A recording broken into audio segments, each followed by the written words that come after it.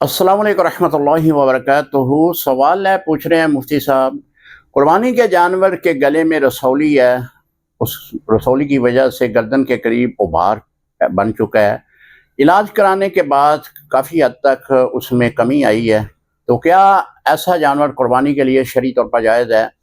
जी, अगर रसौली उसकी सेहत पर असर अंदाज नहीं है, वो खाता पीता ठीक है, तो वज़न के एतबार से, जिस्म के एतबार से वो देखने में ठीक है, तो कुर्बानी आप दें, कुर्बानी आपकी हो जाएगी।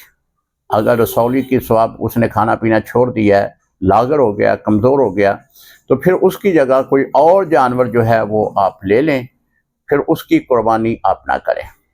अगर रसौली इतनी बड़ी उभार के साथ नज़र आ रही है कि वो देखने में एक खूबसूरत जानवर नज़र नहीं आ रहा, तो फिर भी आप उस जानवर को बदल लें और जो खूबसूरत जानवर हो, कुर्बानी उसकी करनी चाहिए।